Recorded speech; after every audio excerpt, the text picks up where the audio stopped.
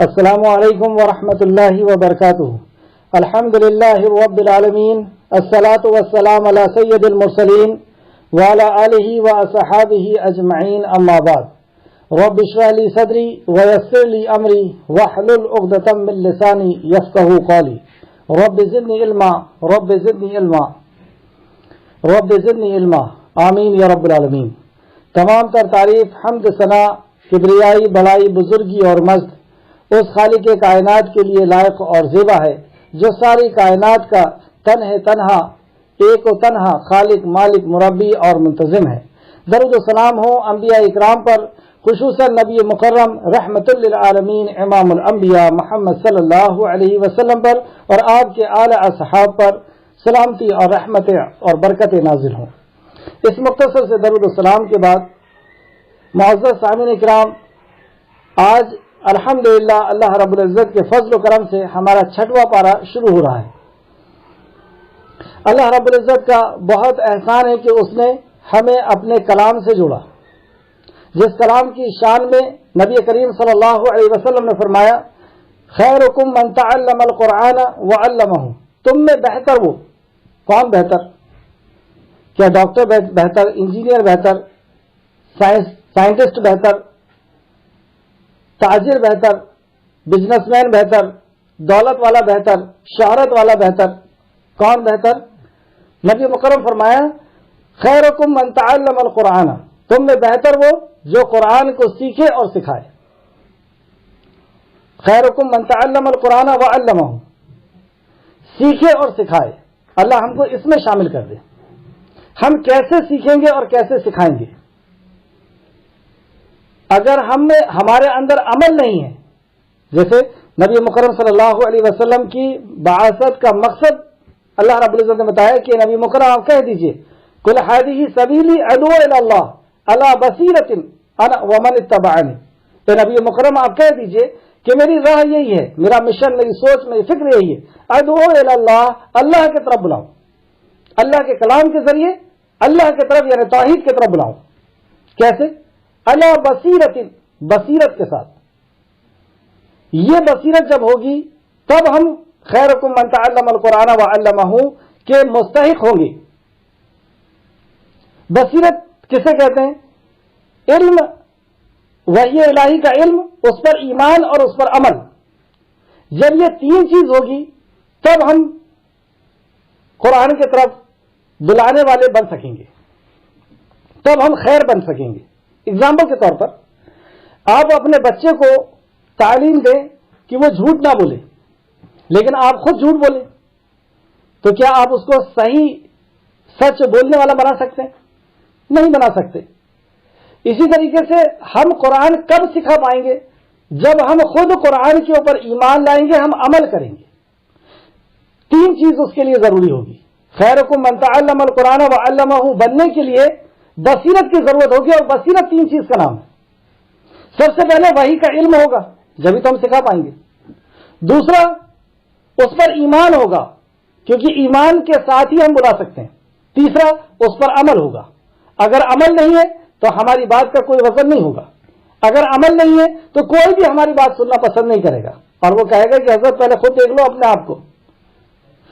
آپ دیکھیں گے عمر فاروق رضی اللہ عنہ کی آپ جو سیرت پڑھیں گے تو آپ پتہ چلے گا کہ عمر فاروق رضی اللہ عنہ اپنے عمل سے دعوت دیا کرتے تھے.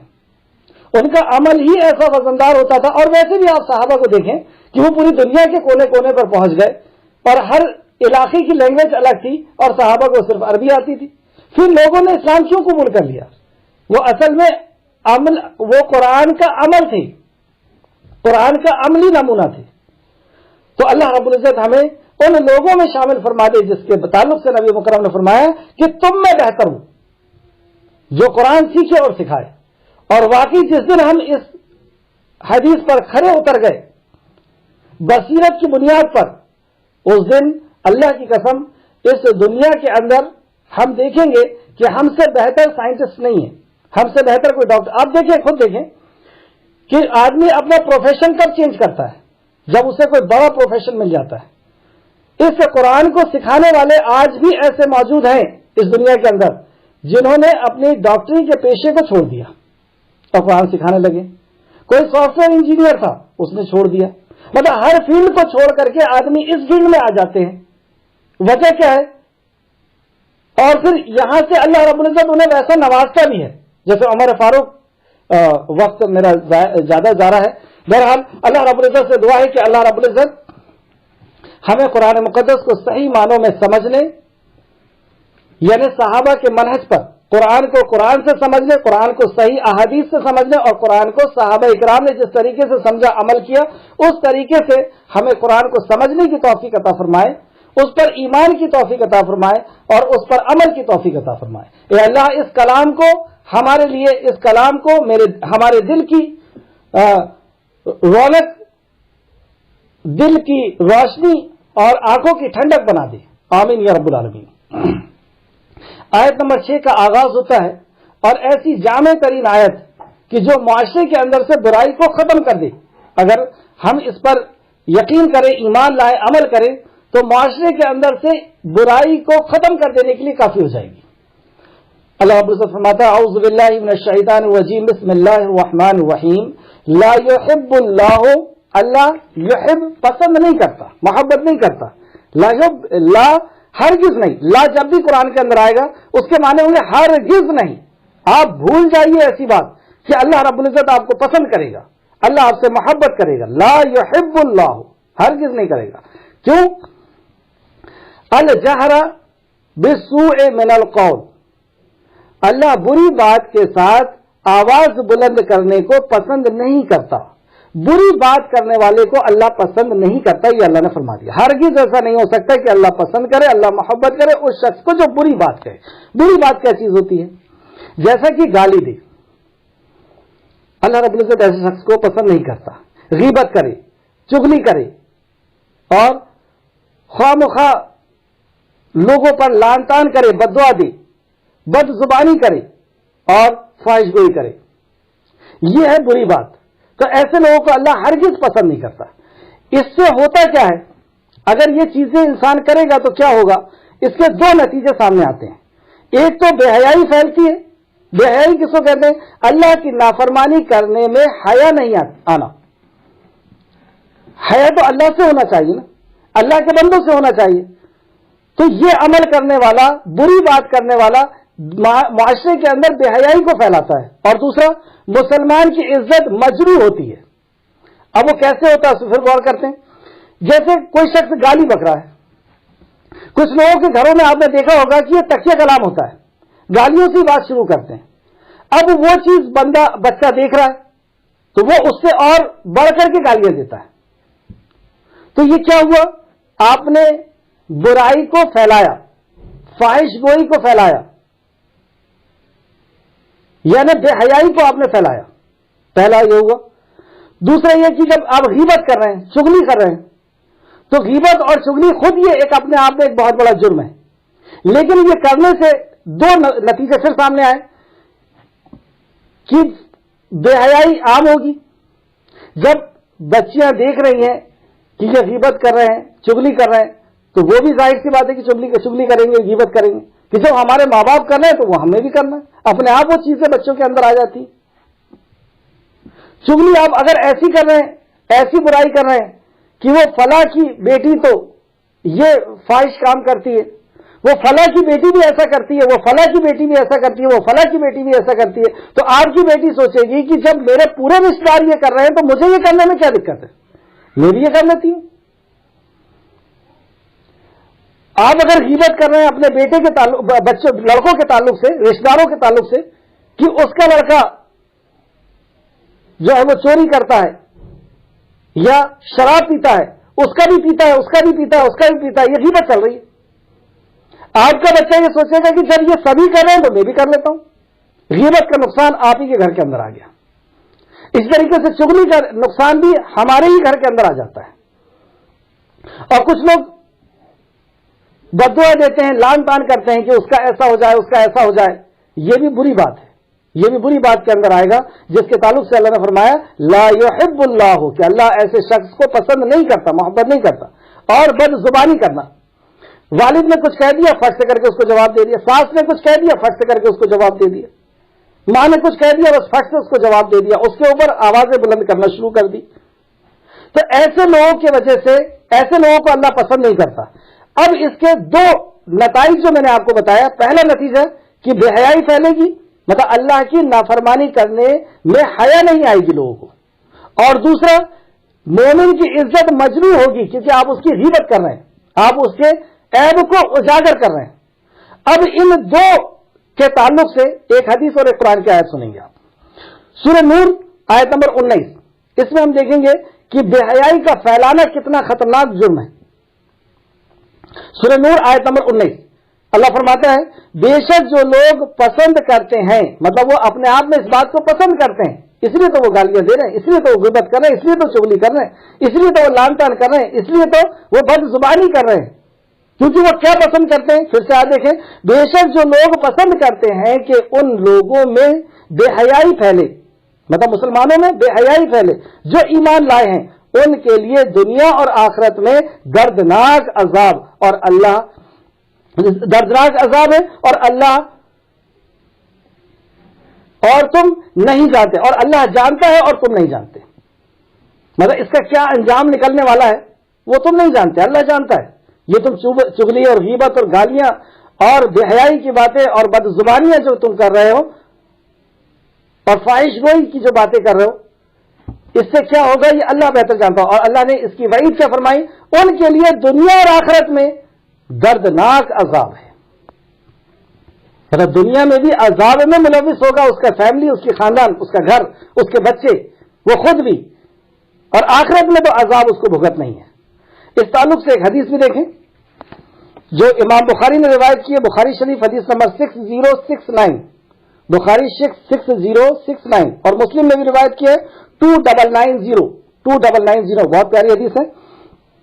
नबी करीम सल्लल्लाहु अलैहि वसल्लम ने फरमाया, सैयदना अबू हुरैरा इसके रावी हैं, और आप फरमाते हैं कि नबी करीम सल्लल्लाहु अलैहि वसल्लम ने फरमाया, मेरी तमाम उम्मत को माफ कर दिया जाएगा, मतलब तौहीद जिसके अंदर होगी उनको तमाम को माफ कर दिया जाएगा, सिवाय उन लोगों के जो जाहिर करने वाले हैं। और जाहिर करना यह है कि आदमी रात को कोई बुरा अमल करे, फिर जब वो सुबह हो तो उसे, अगरचे अल्लाह ने उस बुराई पर पर्दा डाल दिया है, लेकिन वो कहे, ए फला मैंने रात को ऐसा ऐसा किया है, अब अल्लाह ने तो उस पर पर्दा डाल दिया था, लेकिन उसने अपने ऐब से अल्लाह का पर्दा खोल दिया। क्या मतलब हुआ इसका? हम देखते हैं कि मोमिन जब कोई गलती कर लेता है तो वो अपने आप में शर्माता है, अल्लाह के सामने जब हाथ उठाता है तौबा करने के लिए तो उस गलती को जबान पे लाने में वो शर्म महसूस होती है, उसको हया आती है। लेकिन वो नफ्स जो नफ्स अम्मारा है उसको बुराई करके बुराई का एहसास नहीं होता। ये वो शख्स है जिसके लिए जहन्नम बनाई गई है कि इसने गुनाह किया और शर्मिंदा होना तो बहुत दूर की बात थी, उसमें घिटाई से लोगों को बता रहा है कि देखो मैंने शराब पिया रात में, मैंने जिना किया, मैंने चोरी किया, जबकि अल्लाह ने मना किया है। क्या कर सकता है अल्लाह? नाउज़ुबिल्लाह, मैंने तो ये कर लिया। मतलब एक तो जुर्म कर रहा है और अल्लाह रब्बुल इज्जत के सामने, क्योंकि अल्लाह हर जगह है, अपने इल्म के एतबार से हमें सुन रहा है, हमें देख रहा है, हमें जान रहा है, तो वो जुर्म को करने के बाद उसकी घिटाई का ये देखिए कि वो ये कह रहा है लोगों के सामने कि मैंने ये जुर्म किया। क्या कर सकता है अल्लाह? नाउज़ुबिल्लाह, उसका मतलब ये निकलता है, भली वो अपनी जबान से नहीं कह रहा है। अच्छा, तो इससे इस हदीस से ये पता चला कि जब बंदा कोई क्राइम करे, गुनाह करे, और अल्लाह ने अगर उसको छुपा लिया है तो वो भी छुपा करके रखे, उसका किसी को बयान ना करे और अल्लाह से तौबा कर ले। लेकिन कब बयान कर सकता है? जब उसकी हद उसको लगवाना हो। जैसे एक सहाबी से जिना हो गया, अब वो नबी करीम सल्लल्लाहु अलैहि वसल्लम के पास आकर के अपने क्राइम को बयान कर रहे हैं कि मुझसे ऐसा गुनाह हो गया है, अब मुझे अल्लाह कैसे माफ करेगा? तो नबी करीम सल्लल्लाहु अलैहि वसल्लम ने उनको रजम करवा दिया। तो जहां पर अपने ऊपर हद लगवाना हो या उस गुनाह को खत्म करवाना हो, वहां पे हम अपने क्राइम को बयान करेंगे। जैसे हमने कोई जुर्म कर लिया है, अब उसका मसला हमें जानना है कि इसकी हद क्या है, या अल्लाह कैसे माफ करेगा या कैसे तौबा करेगा। उस वक्त हम आलिम को जाकर के बताएंगे कि साहब हमसे 10 गुनाह हो गए, ये गुनाह हो गया है, या चोरी हो गई, ये जिना हो गया, फला हो गया, अब मैं क्या करूं? इस कंडीशन में तो जायज है कि आप तौबा की नियत से किसी आलिम से पूछ रहे हैं कि मैंने ये गुनाह किया है, ये गुनाह कैसे हल होगा। वरना अगर ये हम बगावत के नजरिए से कि हाँ मैंने, जैसे कुछ लोग आते हैं कहते हैं आज तो मैंने जज को इस कदर झूठ बोला और पूरे केस को मैंने पलटा दिया, तो ये झूठी गवाही दे रहा है, झूठ बोल रहा है और आकर के बाहर बता भी रहा है कि मैंने अल्लाह की नाफरमानी किया, अल्लाह ने क्या कर लिया मेरा, नाउजुबिल्लाह, ये मतलब निकलता है इसका। इसलिए जुर्म करने के बाद उसको बयान नहीं करना। तीसरी चीज, अब यहां से इस दो बातों से मैं ये बताना चाह रहा था कि बेहयाई का फैलाना, क्योंकि वो जुर्म कर रहा है, मान लेते हैं रात में उसने शराब पिया और सुबह दोस्तों को बता रहा है कि मैंने शराब पिया था, अब इससे बेहयाई फैलेगी, दूसरे भी लोग उसको करने के बारे में सोचेंगे, उसके खुद भाई, उसके रिश्तेदार, उसके दोस्त अहबाब उस बुराई को करने के बारे में सोचेंगे, क्योंकि वो जुर्म कर रहा है और अपने मुआशरे में बता रहा है। और पहली हदीस जो थी उसमें यह था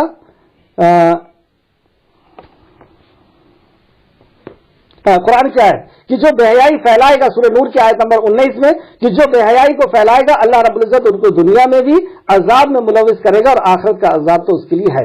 दूसरी चीज क्या होती है कि मुस्लिम मजरू होता है, मुस्लिम को बेइज्जत किया जाता है इन बुरी बात से, यानी अगर उसको गाली गलौज कर रहे हैं या गीबत और चुगली कर रहे हैं तो उसकी इज्जत को पामाल किया जाता है। और इज्जत को पामाल करना क्या है, उसके लिए एक हदीस देखें आप, जिसको इमाम बुखारी ने रिवायत किया, बुखारी शरीफ हदीस नंबर 2442 2442 2442, और मुस्लिम ने इसको रिवायत किया है 2580 2580 नंबर में। सैयदना अब्दुल्लाह बिन उमर रजी अल्लाह अन्हु बयान करते हैं कि रसूल करीम सल्लल्लाहु अलैहि वसल्लम ने फरमाया, जिस शख्स ने किसी मुसलमान के ऐब पर पर्दा पोशी की, अल्लाह ताला क़यामत के दिन उसके ऐब पर पर्दा पोशी करेगा। अल्लाहु अकबर। उस दिन वो ऐसा क़यामत का दिन होगा जिस दिन नफ्सा नफ्सी का आलम होगा, ना बाप ना माँ और ना हमारे रिश्तेदार एक नेकी देने को तैयार नहीं होंगे। उस दिन अगर कोई पर्दा पोशी करेगा तो अल्लाह रब्बुल इज्जत उस शख्स के लिए पर्दा पोशी करेगा जो दुनिया में किसी के लिए पर्दा पोशी कर लेता है। पर्दा पोशी से क्या मुराद है कि अगर वो गीबत और चुगली नहीं करेगा, किसी मुसलमान के अंदर कोई बुराई है और वो अगर उस बुराई को नहीं बयान करेगा तो गोया कि उसने उस मुसलमान की पर्दा पोशी कर दी। और पर्दा पोशी का ये अज्र अल्लाह रब्बुल इज्जत बता रहा है कि आखिरत में अल्लाह रब्बुल इज्जत उसकी पर्दा पोशी करेगा। हम कितने गुनहगार हैं, हमारे गुनाहों में अगर हम पर्दा डालना चाहते हैं कि अल्लाह रब्बुल इज्जत उसमें पर्दा पोशी कर ले, तो हमें चाहिए कि हम मुसलमान के ऐब पर पर्दा पोशी करें। लेकिन मुसलमान के ऐब पर कब पर्दा पोशी नहीं करना है, अगर किसी इंसान का वो नुकसान कर रहा है या दीन का नुकसान कर रहा है, उस वक्त हम पर्दा पोशी नहीं कर सकते। जैसे किसी ने अगर आपसे रिश्ते के बारे में पूछा कि मैं अपनी बेटी को फला को देना चाहता हूं और आप जानते हैं कि वो लड़के के अंदर शिर्क का ऐब है, बिदअत का ऐब है, शराब या जुआ या नशे का ऐब है, तो यहां पे आप पर्दापोशी नहीं कर सकते, क्योंकि अगर आप पर्दापोशी करेंगे तो एक मुसलमान का नुकसान होगा और उसकी दुनिया और आखिरत बर्बाद हो सकती है।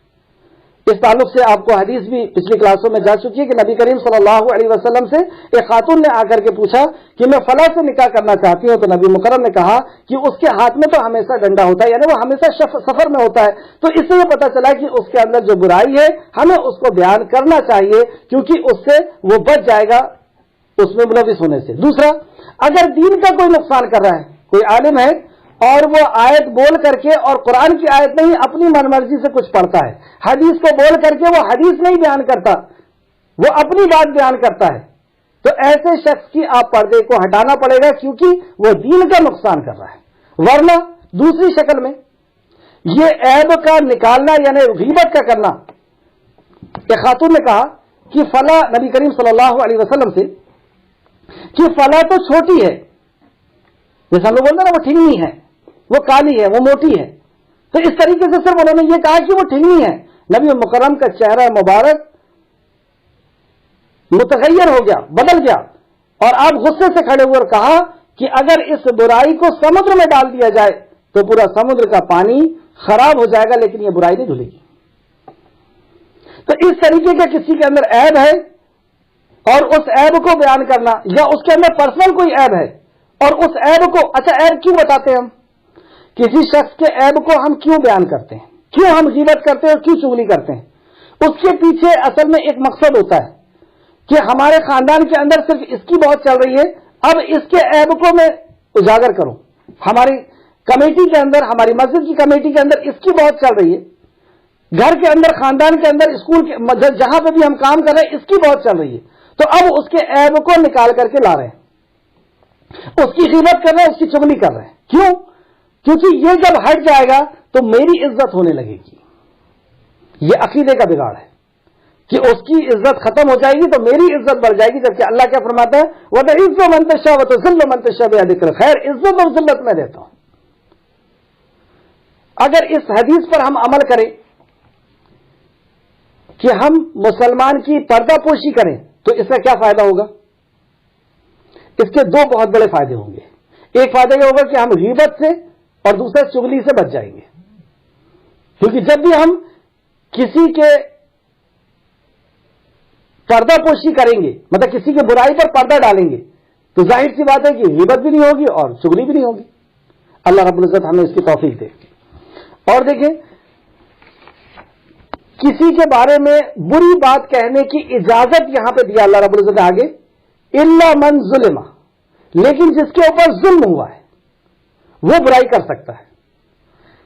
جیسے کسی نے کسی کی زمین کو ہڑپ کر لیا ہے تو اس کو قاضی کے سامنے جا کر کے اس کی برائی تو کرنا ہوگا کہ ہاں اس نے میرے ساتھ ایسا کیا ہے، تو اس کے لیے اللہ رب العزت یہاں پہ اجازت دی، ورنہ اجازت نہیں ہے کہ ہم کسی کو بری بات کہیں۔ بری بات کرنے کو ہی اللہ رب العزت نے منع کر دیا، اور بری بات کیا ہے وہ میں بتا چکا ہوں، جیسے گالی گلوچ کرنا، غیبت کرنا، چغلی کرنا اور بدزبانی کرنا اور فاحش گوئی کرنا، یہ ساری چیزیں یہ بری بات میں آتی ہے۔ لیکن بری بات اب کسی کے عیب کو نکالنا، یہ کب نکالا جا سکتا ہے؟ جب ہم مظلوم ہیں، ہمارے اوپر اس نے ظلم کیا ہے، تو اس نے جو ظلم کیا ہے اتنا بدلہ ہم اس سے لے سکتے ہیں۔ اس کی دلیل اس طرح ہے، اور دوسری جگہ یہاں پہ اللہ نے بیان ہی فرما دیا ہے کہ الا من ظلم، لیکن جس کے اوپر ظلم کیا گیا ہے وہ بول سکتا ہے، اور اللہ ہمیشہ سے وَقَانَ اللَّهُ سَمِيعًا عَلِيمًا، اور اللہ رب العزت سننے والا اور علم رکھنے والا ہے۔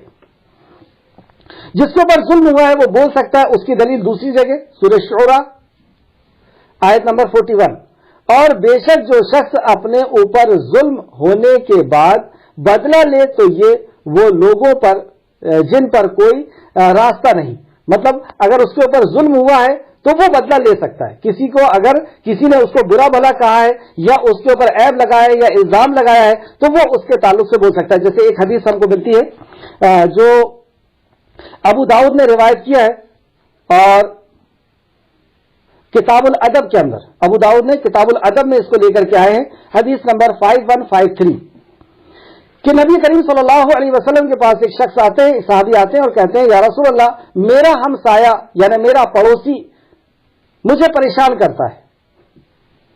تو نبی کریم صلی اللہ علیہ وسلم نے کہا کہ جاؤ صبر کرو، لیکن وہ پھر سے آ جاتے ہیں اور پھر سے کہتے ہیں کہ میرا ہمسایہ مجھے پریشان کرتا ہے۔ تو آپ نے کہا کہ صبر کرو، ایسا 2 یا 3 بار آپ نے کہا۔ پھر اس کے بعد نبی کریم صلی اللہ علیہ وسلم نے جب دیکھا کہ یہ بار بار آ رہے ہیں اور باقی پڑوسی جو ہے ان کو تکلیف دے رہا ہے، پریشان کر رہا ہے، تو نبی مکرم صلی اللہ علیہ وسلم نے کہا کہ اپنے گھر کا سامان باہر نکال کر کے بیٹھ جاؤ، اور لوگ آئیں گے تو انہیں بتانا کہ اب میں اس گھر میں نہیں رہ سکتا، اب میں یہاں سے جانا چاہتا ہوں اس وجہ سے کہ یہ آدمی مجھے اس طریقے سے پریشان کرتا ہے، میرا پڑوسی اس طریقے سے پریشان کرتا ہے۔ تو ایسے ہی انہوں نے کیا، تو اس سے وہ جو پڑوسی تھا اس نے آ کر کے کہا کہ اب تم یہ سب کام بند کر دو، اب میں تم کو پریشان نہیں کروں گا، چلو اپنا سامان اندر لے کے چلے جاؤ، اب میں تمہیں پریشان نہیں کروں گا۔ جو ہم نے ابھی بیچ میں آپ نے دیکھا ہوگا NRC وغیرہ جب لگ رہی تھی تو لوگوں نے پروٹیسٹ کیا تھا، اس کی دلیل بھی یہی تھی کہ جب آپ کے اوپر ظلم ہو رہا ہے تو آپ بیچ چوراہے پہ بیٹھ کر کے اور اس کے خلاف آواز اٹھائیں گے کہ ہمارے ساتھ یہ ظلم ہو رہا ہے، ہمارے ساتھ یہ غلط کیا جا رہا ہے۔ تو جب ظلم ہو رہا ہے تب ہم آواز اٹھا سکتے ہیں، تب ہم بری بات یا جتنا اس نے کیا ہے اتنا ہم کہہ سکتے ہیں یا کر سکتے ہیں۔ اس کے بعد آیت نمبر 149، اگر تم کوئی نیکی ظاہر کرو. دیکھیے اس آیت کے اندر اللہ رب العزت نے یہ بتایا کہ تم بری بات نہیں کر سکتے, کسی بھی قسم کی بری بات نہیں کر سکتے. اللہ رب العزت بالکل پسند نہیں کرتا, لا یحب اللہ. لیکن وہاں پر اجازت دی جہاں تم پر ظلم کیا گیا ہے. اب ظلم کرنے کے بعد, اجازت دینے کے بعد اللہ رب العزت نے ایک اور اصول بیان فرمایا جو بہت ہی قیمتی اصول ہے, اور وہ یہ ہے اگر تم کوئی نیکی ظاہر کرو یا اسے چھپاؤ یا کسی برائی سے درگزر کرو تو بے شک اللہ ہمیشہ سے بہت معاف کرنے والا, ہر چیز پر قدرت رکھنے والا ہے. یہاں پہ اللہ رب العزت طاقت ہے انتقام لینے کی, لیکن اس کے بعد فرما رہا ہے کہ اگر تم معاف کر دیتے ہو تو یہ عمل تمہارے لیے بہت بڑا ہے. کسی نے تم پر ظلم کیا ہے, تم مظلوم ہو, اور مظلوم کے تعلق سے ایک اور حدیث آپ دیکھ لیں کہ حضرت معاذ بن جبل کو جب نبی کریم صلی اللہ علیہ وسلم یمن کا گورنر بنا کر کے بھیج رہے تھے تو کئی وصیتیں کی. اس میں سے ایک وصیت یہ بھی کی کہ معاذ مظلوم کی آہ سے بچنا, مظلوم اس کو کہتے ہیں جس کے اوپر ظلم کیا گیا, جس کے شوہر کی طرف سے ظلم کیا گیا ہو, ماں باپ کی طرف سے یا سماج کی طرف سے یا معاشرے کی طرف سے جس کے اوپر ظلم کیا گیا ہو, ایسا شخص مظلوم کہلاتا ہے. جو بہت زیادہ پریشان حال ہو, جس کا کوئی پرسان حال نہیں, ایسا شخص مظلوم. تو ہم نے کہا مظلوم کی آہ سے بچنا, کیونکہ مظلوم کی آہ اور اللہ کے درمیان کوئی چیز حائل نہیں ہوتی. جب مظلوم کی آہ نکلتی ہے تو اللہ رب العزت سے سیدھے جا کر کے وہ پہنچتی ہے اور اللہ رب العزت اس پہ ایکشن لیتا ہے, یا اللہ رب العزت اس پہ جو ہے عمل کرتا ہے. بہرحال تو یہاں پہ لیکن کوئی مظلوم ہے اور اس کو پاور بھی مل گیا ہے, وہ انتقام لے سکتا ہے, لیکن اگر وہ معاف کر دے تو معاف کرنے کی طرف اللہ رب العزت نے یہاں پر توجہ دلائی, اور یہاں پر اللہ رب العزت نے اس کی طرف اشارہ کیا. اگر تم کوئی نیکی ظاہر کرو یا اسے چھپاؤ, یہ دو عمل. تیسرا عمل, یا کسی برائی سے درگزر کرو, کوئی تم پر برائی کر رہا ہے, تو کوئی تمہیں پریشان کر رہا ہے, کوئی تمہیں تکلیف پہنچا رہا ہے, اور تم اس کا انتقام لینے کی طاقت بھی رکھتے ہو, اس کو جواب دینے کی طاقت بھی رکھتے ہو, اس کو سزا دلوانے کی طاقت بھی رکھتے ہو, لیکن تم کیا کر رہے ہو, صبر کر لے رہے ہو. بے شک برائی سے درگزر کرتے ہو, تم صبر کر لیتے ہو, چھوڑ دیتے ہو, تو بے شک اللہ ہمیشہ سے بہت معاف کرنے والا ہے, اللہ تمہیں بھی معاف کرے گا. جیسے آپ دیکھیں کہ کسی نے ہمارے ماتحت کوئی نوکر ہے یا گھر کے لوگ ہیں یا چھوٹے لوگ ہیں, ان سے کوئی غلطی ہو گئی اور ہم سرزنش کرنا شروع کر دیں, ہم اسے مارنا پیٹنا اور بکنا شروع کر دیں, تو تھوڑی دیر رک کر کے آپ یہ سوچیں کہ میں بھی تو غلطی کرتا ہوں, اگر اللہ رب العزت نے مجھے پکڑ لیا تو, جیسے آج میرے ماتحت یہ ہے اور میں نے اس کو پکڑ لیا ہوں, میں بھی تو غلطی کرتا ہوں, اگر اللہ نے مجھے پکڑ لیا تو ایسی چیز سے جب ہم سوچیں گے تو ہم اس کو درگزر کریں گے کہ چلو اس نے غلطی کر لی ہے, اس کو سمجھا کر کے, اچھے انداز میں سمجھا کر کے, اور اس کو درگزر کریں گے جیسے نبی کریم صلی اللہ علیہ وسلم کیا کرتے تھے. تو بے شک اللہ ہمیشہ سے بہت معاف کرنے والا ہے, ہر چیز پر قدرت رکھنے والا ہے. اللہ رب العزت بھی معاف کرے گا ایسے شخص کو, اور اللہ قدرت رکھنے والا ہے. اس تعلق سے ایک اور آیت دیکھتے ہیں, سورہ شعراء کی ہی آیت نمبر 40 ہے, 40 سورہ شعراء. اور کسی برائی کا بدلہ اس کی مثل ایک برائی ہے, مطلب کسی نے اگر آپ کے اوپر ظلم کیا تو آپ بھی اس کے اوپر اتنا ہی کر سکتے ہیں. یہ قصاص بھی اس کو کہا جاتا ہے. پھر جو معاف کر دے اور اصلاح کر لے تو اس کا اجر اللہ کے ذمے ہے. اللہ اکبر, اس کا اجر اللہ کے ذمے ہے. کیا مطلب ہوا اس کا اجر اللہ کے ذمے. آپ نے دیکھا ہوگا کہ ہر نیکی کا کتنا اجر ہے یہ فرشتوں کو بتا دیا گیا ہے. اس میں ایک لفظ پڑھا ہے قرآن کا تو اس کو ایک نیکی دے دو, ایک نیکی 10 کے برابر ہے. اس نے نماز پڑھا ہے, اس نے زکات دیا ہے, اس نے فلاں کیا ہے, سارے اجر فرشتوں کو پتا ہے اور وہ اجر نوٹ کر لیتے ہیں. لیکن اگر کسی اجر کو اللہ یہ کہے کہ فرشتوں تمہارے اندر اس کی طاقت نہیں ہے اس اجر کی لکھنے کی, اس کا اجر کا بدلہ تو میں دوں گا, اور اللہ جب بدلہ دے گا تو کائنات اللہ کی, حکم اللہ کا. اللہ جب اجر دے دے گا اور اس نے اس اجر پہ جنت دے دیا تو کوئی پوچھنے والا نہیں, کوئی باس پرس کرنے والا نہیں کہ اللہ اس کو تو نے کیسے جنت دے دیا. اللہ جہنم سے آزاد کر دے, اللہ گناہوں کو معاف کر دے. یہ سب اس کے اندر آ گیا کہ اس کا اجر اللہ دے گا. اور اللہ کیا دے گا؟ اللہ اپنی ذات کے مطابق دے گا, اللہ رب العزت اپنی شان کے مطابق دے گا. اللہ ہے وہ. پھر سے اس آیت کو دیکھیں اور اس پہ غور کریں اور درگزر کرنے کی کوشش کریں. پاور ہے لیکن اس کے بعد معاف کرنے کی کوشش کریں. اللہ کے لیے تواضع اختیار کریں. تواضع کی حدیث آگے آئے گی کہ کتنا بڑا عمل ہے یہ تواضع، اپنے اندر جھکاؤ پیدا کرنا، اپنے اندر نرمی پیدا کرنا، اور جس کو نرمی دے دی گئی اس کو بہت قیمتی چیز دے دی گئی. پھر سے دیکھیں، اور کسی برائی کا بدلہ اس کے مثل ایک برائی ہے. مطلب آپ بدلہ لے سکتے ہیں. پھر جو معاف کر دے اور اصلاح کر لے تو اس کا اجر اللہ کے ذمے ہے، اس کا اجر اللہ رب العزت اس کو عطا کرے گا. ایک اور حدیث دیکھیں جو امام مسلم نے روایت کیا ہے، مسلم شریف حدیث نمبر 2588. سیدنا ابو ہریرہ رضی اللہ عنہ بیان کرتے ہیں کہ نبی کریم صلی اللہ علیہ وسلم نے فرمایا، صدقہ کرنے سے مال کم نہیں ہوتا، معاف کرنے سے اللہ تعالیٰ عزت میں اضافہ کر دیتا ہے، اور جو شخص اللہ تعالیٰ کے لیے تواضع اختیار کرے تو اللہ تعالیٰ اسے سر بلندی عطا فرماتا ہے. سبحان اللہ. پھر سے اس حدیث کے وزن کو دیکھیں آپ. پھر سے صدقہ کرنے سے مال کم نہیں ہوتا، اور اسی طریقے سے معاف کر دینے سے اللہ تعالیٰ عزت میں اضافہ کرتا ہے. عزت کم نہیں ہوگی آپ کی. کسی نے آپ کے ساتھ ظلم کیا لیکن آپ نے اس کو معاف کر دیا تو اللہ آپ کی عزت کو بڑھائے گا، بڑھا دیتا ہے. اور جو شخص، اور عزت تو ہم جانتے ہیں قرآن کی آیت ہے کہ عزت اللہ کے پاس ہے، ذلت اللہ کے پاس. اور جو شخص اللہ تعالیٰ کے لیے تواضع اختیار کرے، یعنی جھک جائے، ذلیل ہو جائے اللہ رب العزت کے لیے. کیونکہ جب کسی کو آپ پاور ہونے کے بعد اگر آپ معاف کریں گے تو آپ کے دل میں ایسا لگے گا کہ میں تو چھوٹا ہو گیا، اس نے مجھے ایسا کیا تھا، مجھے ایسا کرنا تھا، اس نے میری عزت پر ہاتھ ڈالا تھا، مجھے تو اس کو جواب دینا تھا. تو وہ ایٹیٹیوڈ اندر سے آ رہا ہے، لیکن آپ نے اس کو اس لیے روک دیا کیونکہ میرا رب یہ پسند کرتا ہے. تو اختیار کرے تو اللہ تعالیٰ اسے سر بلندی عطا فرماتا ہے. اللہ ہم سب کو یہ توفیق دے. اس طریقے سے ایک اور حدیث آپ دیکھ لیں، یا وقت کم ہے لیکن پھر بھی بخاری شریف کی حدیث ہے، حدیث بہت پیاری ہے. بخاری شریف حدیث نمبر 2441. نبی کریم صلی اللہ علیہ وسلم فرماتے ہیں، حشر کے میدان میں اللہ رب العزت ایک بندے کو بلائے گا اور اللہ کے اور اس کے بیچ میں ایک حجاب لگا دیا جائے گا، کوئی دوسرا نہیں دیکھ رہا. اللہ رب العزت سے کہے گا یہ عمل تو نے کیا تھا، وہ کہے گا ہاں اللہ یہ کیا تھا، یہ عمل کیا تھا، ہاں اللہ کیا تھا، یہ عمل کیا تھا. یہاں تک کہ وہ ڈرنے لگے گا، کانپنے لگے گا کہ اب تو میرا برا حال ہو جائے گا، اب تو میرا انجام برا ہو جائے گا. اللہ رب العزت کہے گا کہ لوگوں سے میں نے اسے چھپا لیا تھا اور آج بھی اسے چھپا لیتا ہوں. کیا پتہ چلا اس سے؟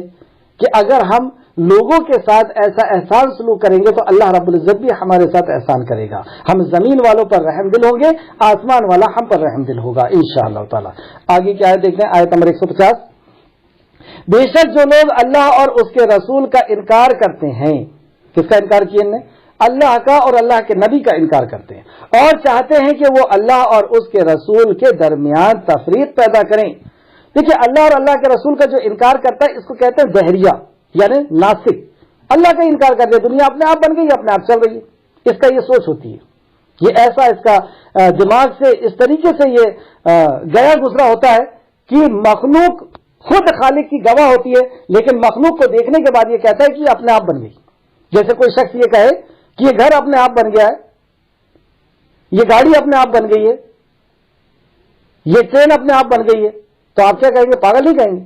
تو یہ سورج، چاند، زمین، آسمان، انسان، جانور، ان کو کیا کہتا ہے؟ یہ اپنا بن گیا.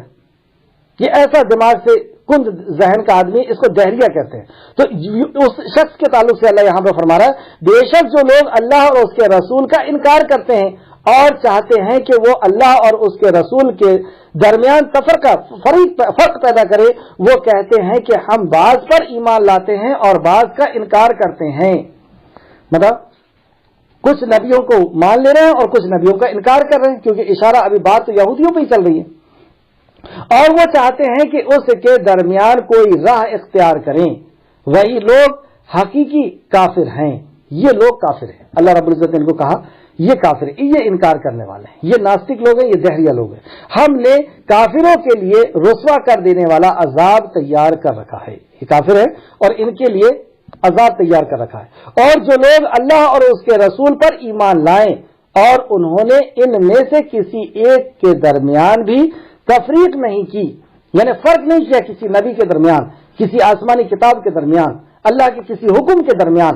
دیکھیے، ایک تو یہ ہوتا ہے کہ انبیاء میں تفریق کرنا، आसमानी किताबों में तफरीक करना, जैसे आगे की आयत का शान नुज़ूल में आएगा कि दो शख्स आते हैं नबी मुकरम से, कहते हैं कि हम तो ये जान ही नहीं सकते कि ईसा के अलावा भी मूसा अलैहिस्सलाम तौरात के अलावा भी आसमान से कोई किताब किसी के ऊपर नाजिल की गई है।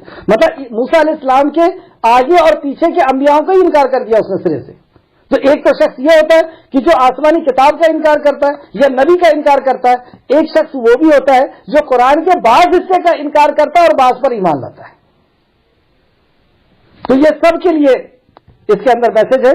और जो कोई अल्लाह और उसके रसूल पर ईमान लाए और उन्होंने उनमें से किसी एक के दरमियान भी तफरीक नहीं की, कि जैसे वो हुक्म है अल्लाह रब्बुल इज्जत का, ये भी वैसा हुक्म है, जैसे वो नबी है ये भी नबी है, जैसे वो आसमानी किताब है वैसी ये आसमानी किताब है, जैसे शराब हराम है वैसे जुआ भी हराम है, वैसे ब्याज भी हराम है। तो वो उसमें अमल में भी तफरीक नहीं करते, आयतों के अंदर भी तफरीक यानी बदलाव नहीं करते। वही लोग हैं जिन्हें अल्लाह जल्द उनका अज्र देगा और अल्लाह बड़ा बख्शने वाला और बहुत रहम करने वाला है। लेकिन इस आयत को का मिज़ाक या इस आयत का ये आयत किसके ऊपर जा रही है?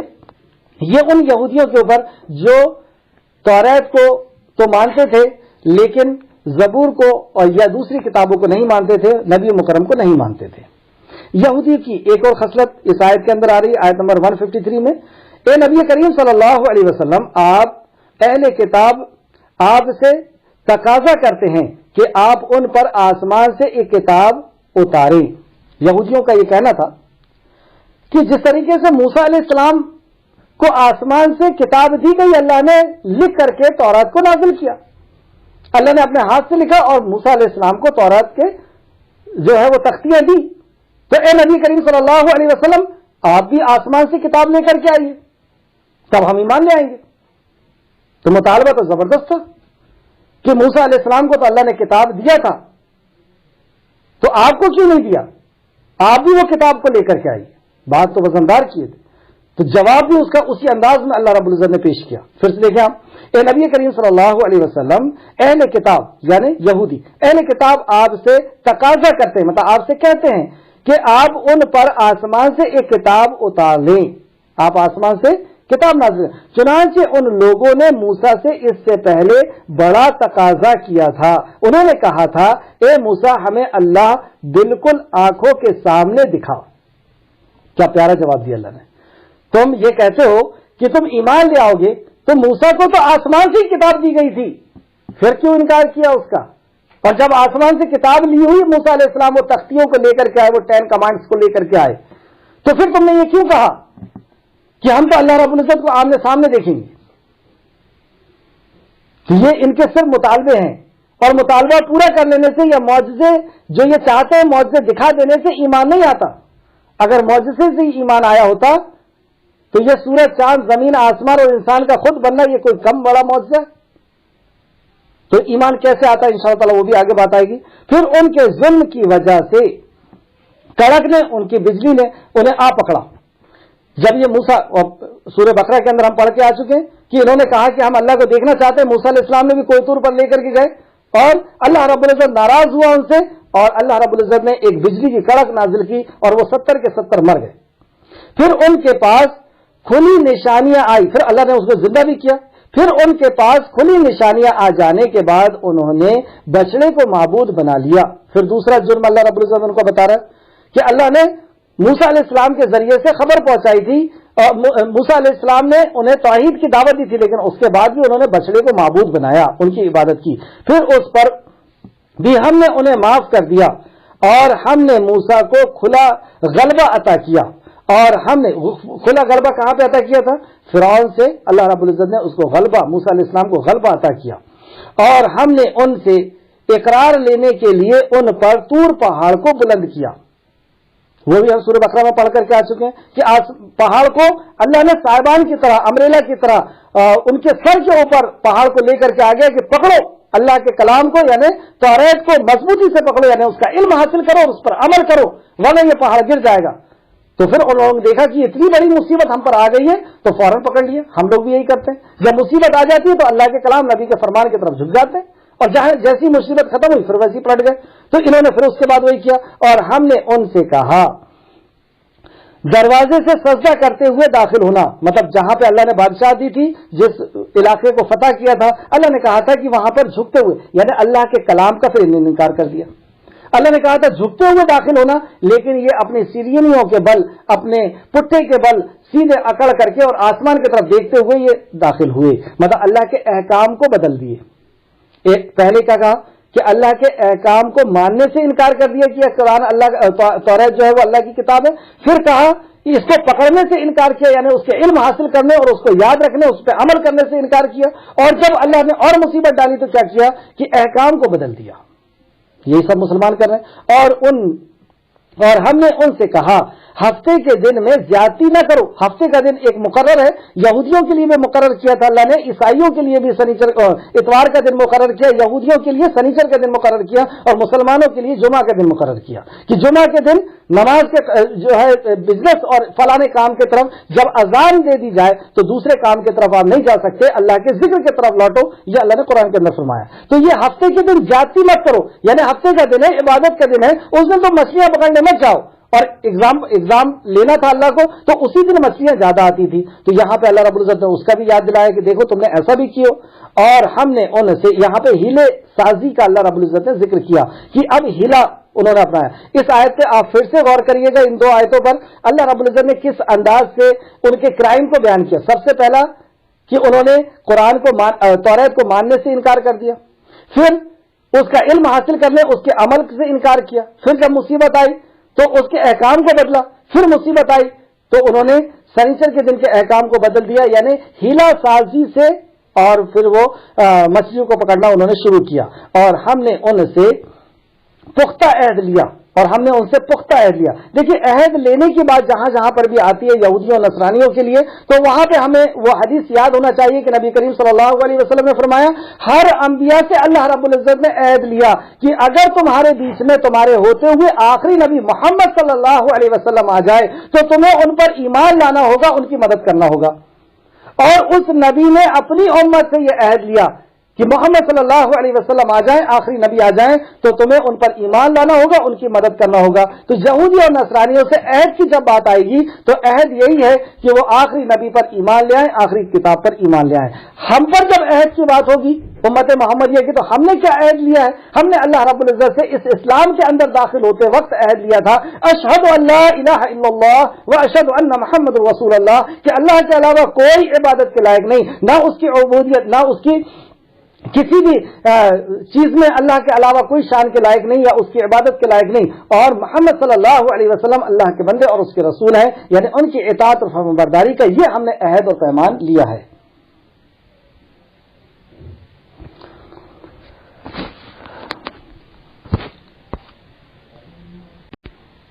आयत नंबर 155, फिर हमने उन पर लानत की इसलिए कि उन्होंने अपना अहद तोड़ा।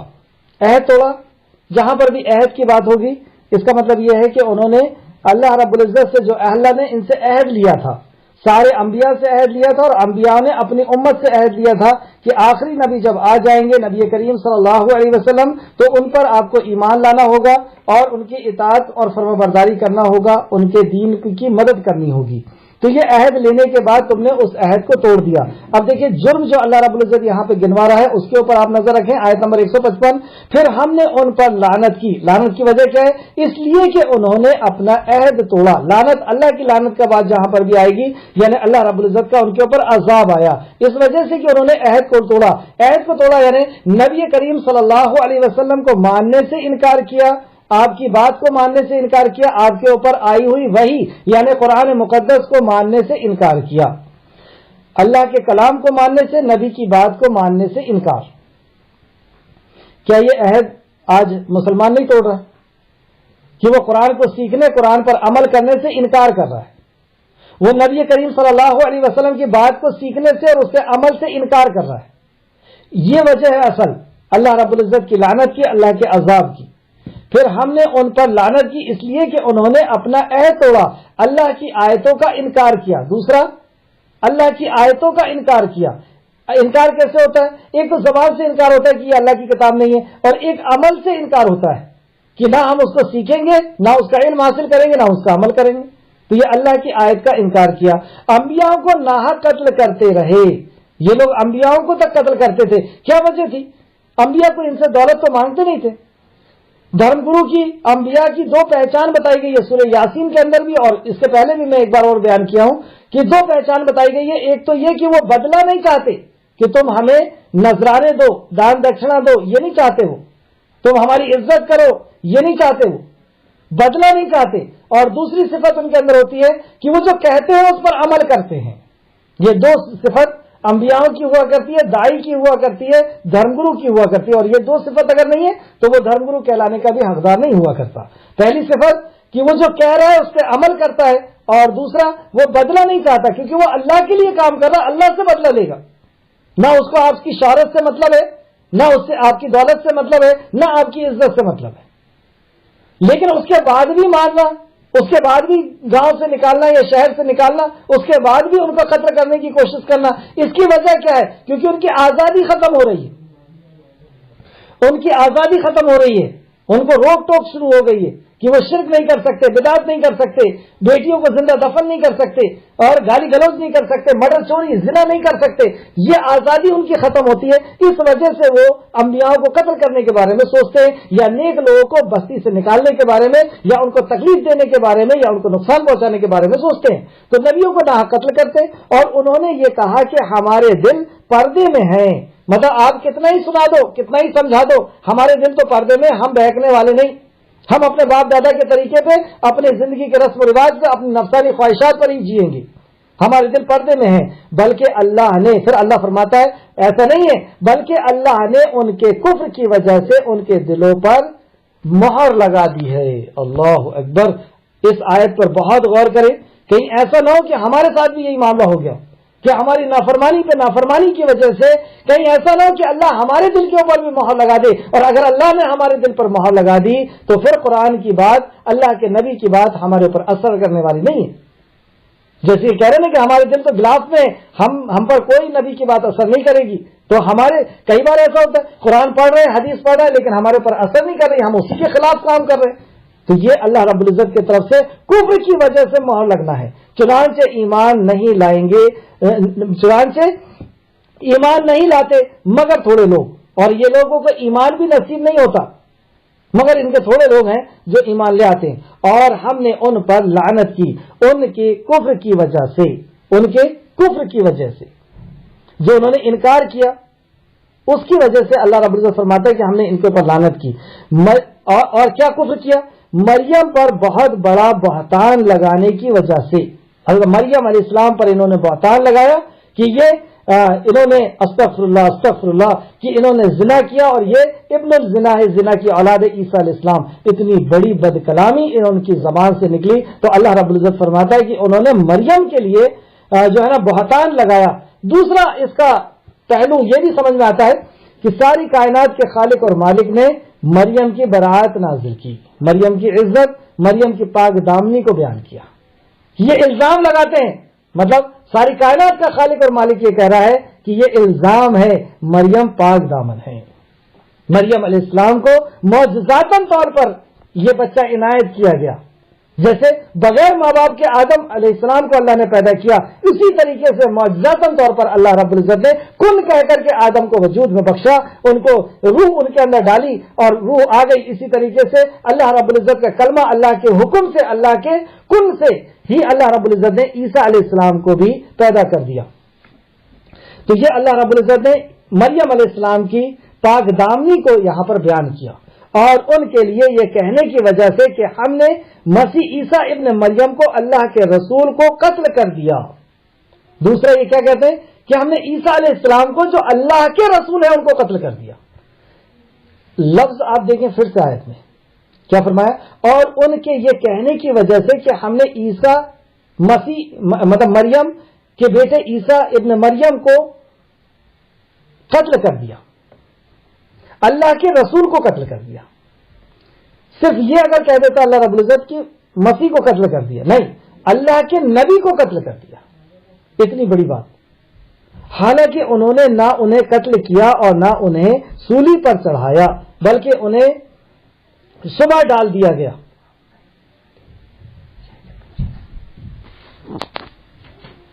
تو یہاں پہ یہ بتایا گیا کہ انہیں نہ سولی دی گئی ہے اور نہ انہیں قتل کیا گیا. تو جب قتل نہیں کیا گیا، سولی بھی نہیں دی گئی، تو پھر ہوا کیا؟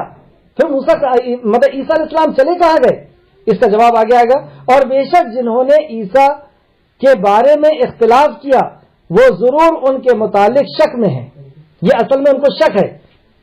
ان لوگوں کے پاس ان کے بارے میں کوئی علم نہیں سوائے گمان کی پیروی کرتے ہیں. مطلب آسمانی کوئی وحی نہیں ہے، کوئی سچا علم نہیں ہے، وہ صرف گمان کی پیروی کرتے ہیں کہ ہم نے عیسیٰ علیہ السلام کو قتل کر دیا ہے، یعنی ان کو شہید کر دیا اور ان کو سولی چڑھا دی ہے.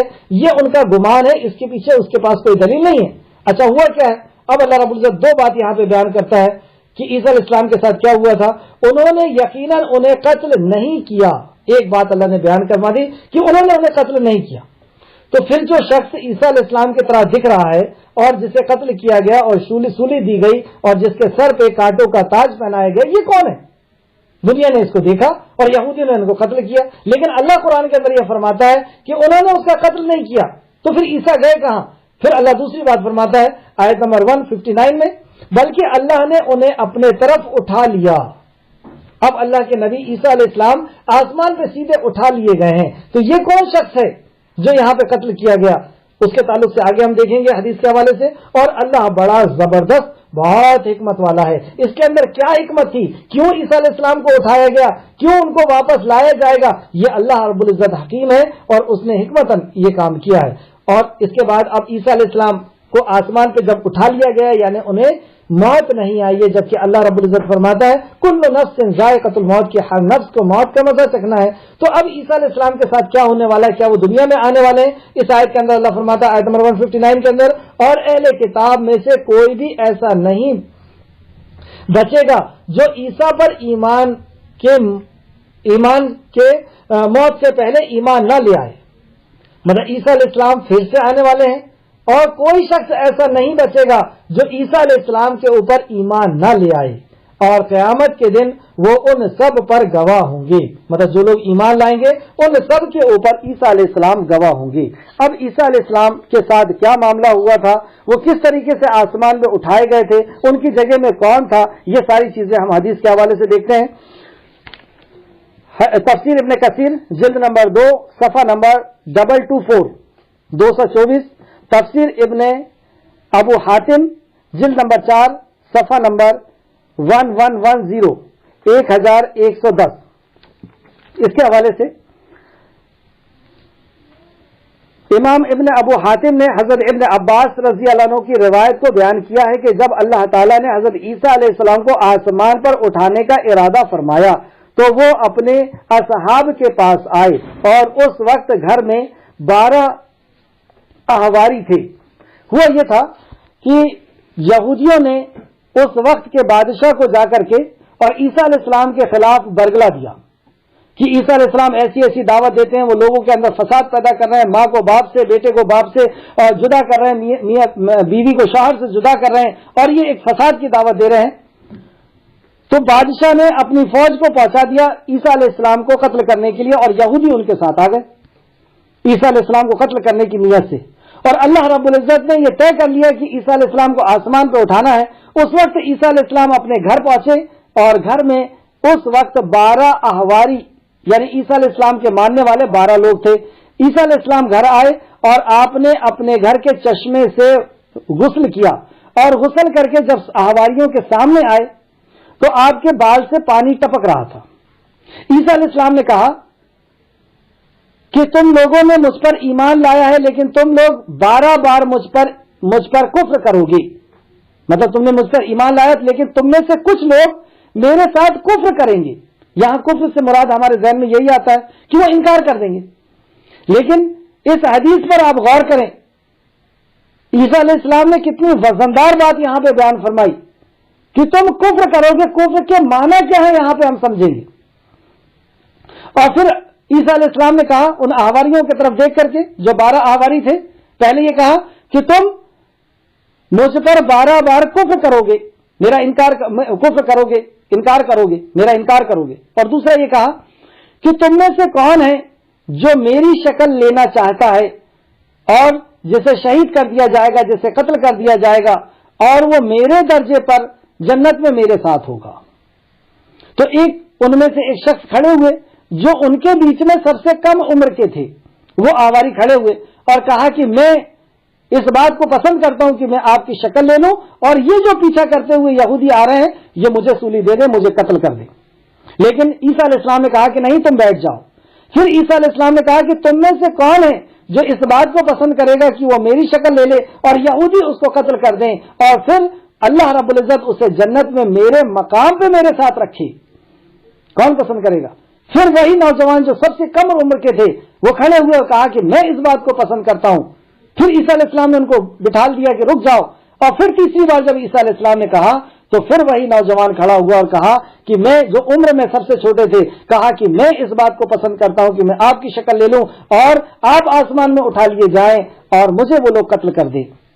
عیسیٰ علیہ السلام نے پھر کہا کہ ہاں، تم ہی وہ شخص ہو جس کو یہ شرف ملنا ہے، یا اس طریقے کے آپ نے الفاظ استعمال کیے۔ اور پھر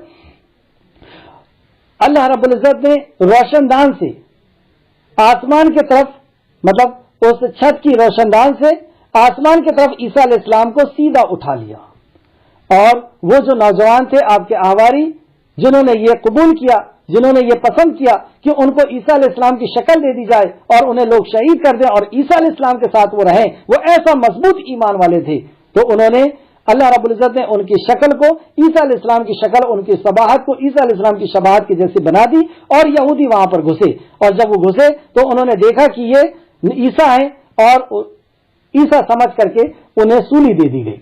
انہیں پہلے قتل کیا گیا اور پھر انہیں شہید کر دیا گیا، اور انہیں سولی دے دی گئی، اور سولی دینے کے بعد انہیں پھانسی دے دی گئی اور ان کے سر پہ کانٹے کا تاج رکھ دیا گیا۔ پھر جب عیسیٰ علیہ السلام نے کہا تھا کہ تم میرے ساتھ کفر کرو گے، تو پھر آگے یہ ہوا کہ انہوں نے کفر کیا۔ کیسے کفر کیا؟ ان میں سے ایک فریق نے کہا کہ اللہ ہم میں سے اس وقت تک رہا جب تک اس نے چاہا، پھر وہ آسمان کی طرف بلند ہو گیا۔ استغفر اللہ۔ ان میں سے ایک فریق نے کیا کہا؟ ایک فرقے، مطلب 12 لوگوں جو تھے، ان میں سے کچھ لوگوں نے یہ کہا کہ عیسیٰ اللہ تھے اور اللہ ہم نے جب تک چاہا رہا اور پھر آسمان پر بلند ہو گیا۔ تو کیا انہوں نے عیسیٰ کا انکار کیا؟ عیسیٰ کی شان میں غلو کیا، اتی سویکتی جس کو کہتے ہیں، یہ بھی کفر ہے۔ اس حدیث سے یہ پتہ چلا، عیسیٰ علیہ السلام کی اس حدیث سے، کہ یہ تم نے کفر کیا کہ میں اللہ کا بندہ تھا، تم نے اللہ کہہ دیا، تو تم میں سے کچھ لوگ کیا کر دیں گے؟ کفر کر دیں گے۔ پھر دوسرا فریق نے کیا کہا؟ اور دوسرے فریق نے کہا، مطلب ان میں سے 12 میں سے کچھ لوگوں نے کہا کہ اللہ نے اپنے بیٹے پر اپنے بیٹے کو جب تک چاہا ہم نے رکھا اور جب چاہا اپنے بیٹے کو اپنے پاس بلا لیا۔ تو دوسرا گروپ یہ بنا جنہوں نے عیسیٰ علیہ السلام کو اللہ کا بیٹا کہا، انکار کیا نہیں کیا، لیکن یہاں پر بھی غلو کیا۔ آپ کو اللہ کا بندے تھے لیکن اللہ کے بندے سے ہٹا کر کے اللہ کا بیٹا کہا، یہ بھی کفر ہے۔ تو اس لیے عیسیٰ علیہ السلام نے کہا کہ تم میں سے کچھ لوگ کفر کریں گے۔ اور ایک تیسرا فریق تھا جنہوں نے یہ کہا کہ اللہ رب العزت نے اپنے نبی کو اور اپنے رسول کو ہم میں بھیجا اور جب چاہا اللہ رب العزت نے اسے اٹھا لیا۔ اس طریقے سے یہ لوگوں نے کفر کیا۔ یہاں سے ہم کو یہ پتا چلا کہ عیسیٰ علیہ السلام کس طریقے سے آسمان پر اٹھائے گئے، اور یہ بالکل صحیح روایت ہے۔ کچھ لوگوں کا یہ کہنا ہے کہ وہ منافق تھے، اور پہلے میں بھی یہی سمجھتا تھا، لیکن جب یہ صحیح حدیث اور صحیح حدیث کے حوالے سے یہ بات پتہ چلی کہ یہ سچے مسلمان تھے جو عیسیٰ علیہ السلام کی جن کو شکل دے دی گئی تھی، اور یہ اللہ جیسے عیسیٰ علیہ السلام نے فرمایا کہ وہ جنت میں میرے ساتھ میرے مقام پر ہوگا، تو انشاءاللہ تعالیٰ انہیں وہ مقام دیا جائے گا۔ اور عیسیٰ علیہ السلام آسمان پہ اس طریقے سے اٹھا لیے گئے تھے، وہ غسل نہا کر کے آئے تھے، حمام میں سے نہا کر کے آئے تھے، پانی ٹپک رہا تھا بالوں میں، اسی حالت میں اٹھائے گئے تھے۔ اور آپ کو وہ حدیث بھی یاد ہوگی کہ جب وہ آپ نازل ہوں گے، آسمان سے اتریں گے جبرائیل علیہ السلام کے کندھے پہ ہاتھ رکھ کر کے، تو اس وقت بھی آپ کے بالوں سے پانی ٹپک رہا ہوگا اور نماز کے لیے صف بندی ہوگی، اور اس وقت عیسیٰ علیہ السلام آئیں گے۔ بہرحال دوسری چیز دیکھتے ہیں عیسیٰ علیہ السلام کا نزول کس طریقے سے ہوگا، یا عیسیٰ علیہ السلام کے نزول کے تعلق سے کہ عیسیٰ علیہ السلام نازل ہونے کے بعد کیا کیا کام کرنے والے ہیں، اس کو بھی ہم دیکھتے ہیں۔ نبی کریم صلی اللہ علیہ وسلم نے فرمایا، اس ذات گرامی کی قسم جس کے ہاتھ میں میری جان ہے. مطلب نبی کریم صلی اللہ علیہ وسلم اس بات کو سمجھانے کے لیے اللہ رب العزت کی قسم کھا رہے ہیں. قسم کیوں کھاتے ہیں؟ کب کھاتے ہیں؟ جب ہم کو اپنی بات کو ثابت کرنا ہوتا ہے. اور واقعی آج کچھ ان پڑھ مسلمان جو پڑھے لکھے نہیں ہیں وہ یہ کہتے ہیں کہ عیسیٰ کیسے آسمان پہ اٹھا گیا، کیسے ہو سکتا ہے یہ، اور وہ پھر سے زندہ آ جائیں گے، یہ کیسے ہو سکتا ہے، یہ تو افسانہ ہے کہ عیسیٰ آ جائیں گے. یہ ان پڑھ لوگ جو قرآن کا اور حدیث کا علم نہیں رکھتے، ایسے مسلمان اس بات کو کرتے ہیں. تو اس بات کو سمجھانے کے لیے اللہ کے نبی نے صلی اللہ علیہ وسلم نے قسم کھائی کہ قسم ہے اس ذات کی جس کے ہاتھ میں محمد کی جان ہے صلی اللہ علیہ وسلم، قریب ہے کہ تم میں عیسیٰ ابن مریم ایک عادل حاکم کی حیثیت سے نازل ہوں گے. پہلی چیز آپ کے آنے کے مقصد کیا بتایا کہ وہ عادل حاکم کی حیثیت سے نازل ہوں گے. تو اس سے یہ پتہ چلا کہ اس وقت آپ نازل ہوں گے جب انصاف ختم ہو چکا ہوگا، جب عدل ختم ہو چکا ہوگا، جب ہر فیلڈ کے اندر، آج ہم دیکھیں ہر فیلڈ کے اندر کالا بازاری، ہر فیلڈ کے اندر دھوکہ اور رشوت اور اس طریقے سے جو ہے ہر فیلڈ کے اندر جو ہے برائیاں ہو چکی ہیں، تو ظلم ہو چکا ہے. تو یہ ظلم کو ختم کریں گے، عدل اور انصاف کو قائم کریں گے. تو ایسے وقت میں آئیں گے جب عدل ختم ہو چکا ہوگا، اور ہم دیکھتے ہیں کہ آج ہر جگہ سے عدل کو ختم کر دیا گیا. دوسرا، نازل ہوں گے اور صلیب کو توڑ دیں گے.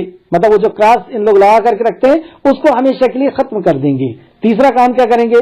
اور خنزیر کو قتل کریں گے. خنزیر کو ختم کر دیں گے، قتل کر دیں گے، ہمیشہ کے لیے ختم ہو جائے گی. اور جزیہ کو ختم کر دیں گے، ٹیکس کو ختم ہو جائے گا.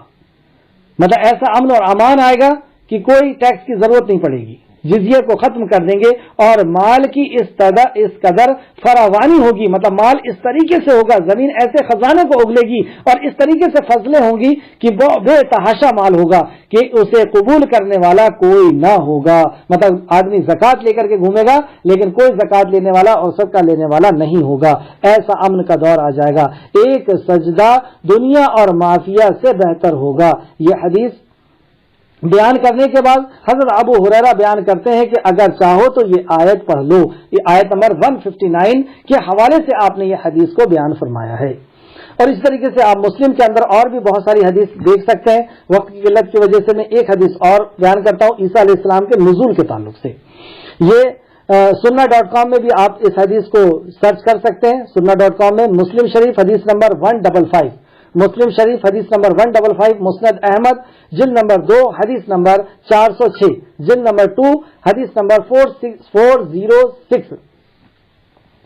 نبی کریم صلی اللہ علیہ وسلم نے فرمایا تمام انبیاء عادل، تمام انبیاء علامتی بھائی ہیں، ان میں مائیں مختلف ہیں مگر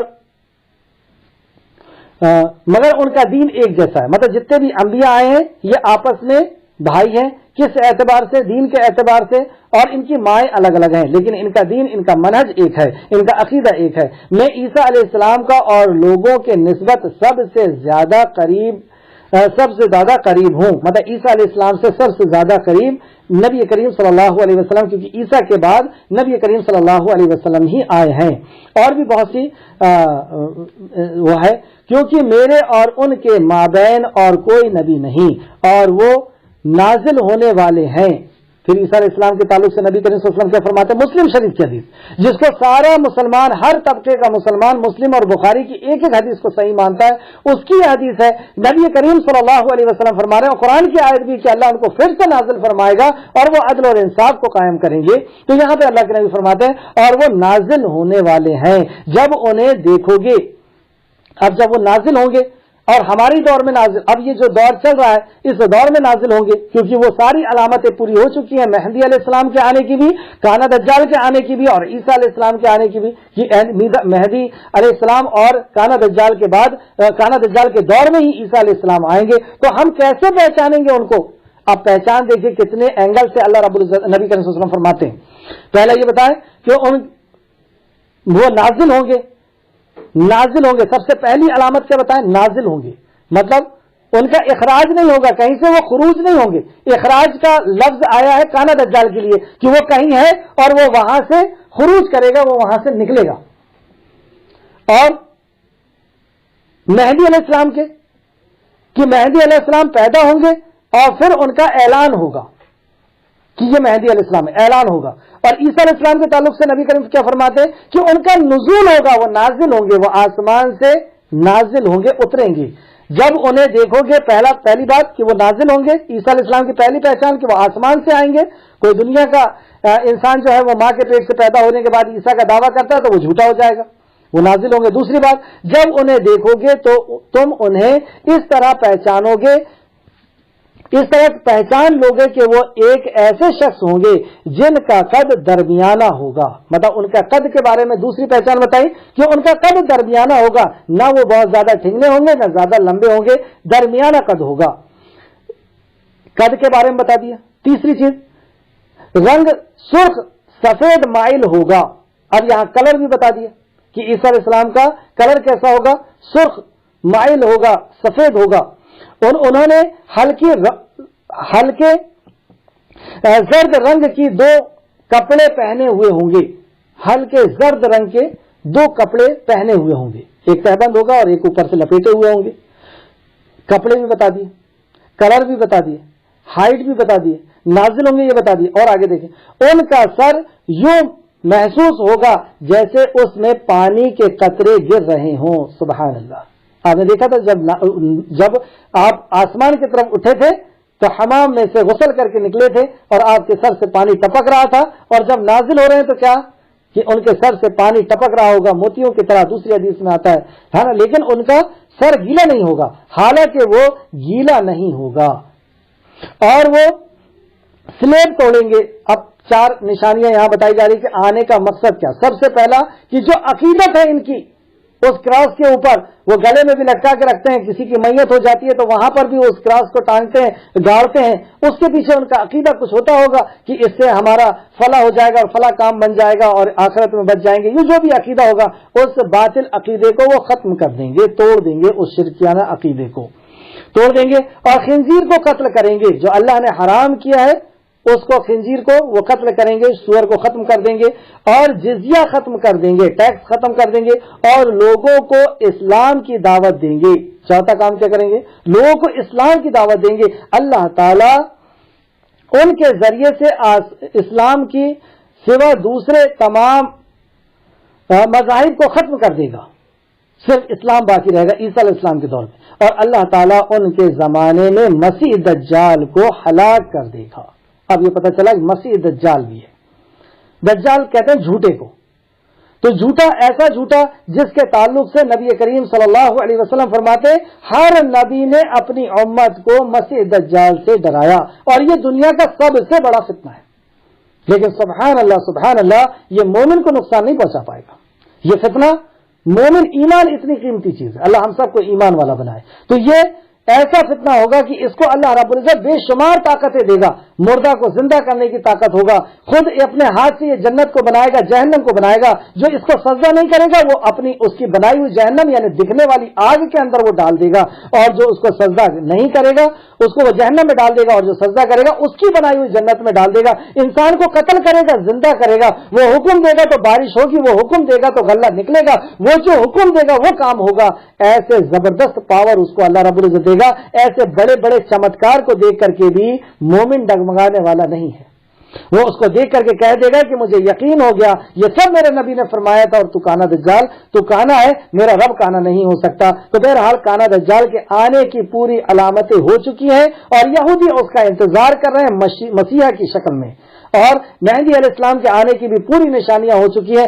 چند نشانیاں، 1-2 نشانیاں بنی ہے، جیسے فرات ندی کے سے سونے کے پہاڑ کا ظہور ہونا، اور خلیفہ کے 3 بیٹوں کا آپس میں بادشاہت کے لیے لڑنا، اور بیدا مقام کا دھسنا. یہ اس کا اعلان ہوگا مہدی علیہ السلام کے آنے کا. تو یہ وقت تقریباً پورا ہو چکا ہے. اللہ رب العزت جب چاہے گا اس کا ظہور ہو جائے گا. پھر زمین